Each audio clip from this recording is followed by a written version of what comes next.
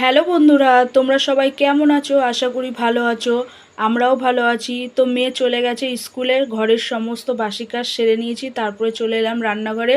টিফিনের জোগাড় করে বসিয়ে দিয়েছি টিফিন। আজকে টিফিনে পাস্তা বানাচ্ছি, কারণ মেয়ে 2-3 দিন ধরে বলছে পাস্তা খাবে, তাই আজকে একটু পাস্তা বানালাম ঘরে টিফিনে।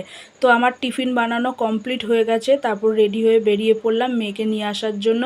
তো আমার মেয়েকে নেওয়া হয়ে গেছে। তো স্কুল থেকে বেরোনোর পর ও হাতে করে এটা কি নিয়ে এসছে, বারবার আমাকে শুধু দেখিয়েই যাচ্ছে, এটা নিয়েই মজা করছে।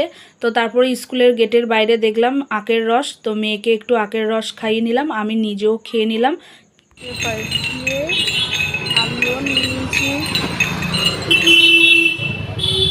এই যে মামা।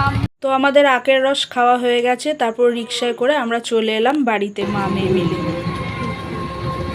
এই যে আসার পর দুষ্টুমি আবার চালু হয়ে গেছে। আজকে পুরো টিফিন ফিনিশ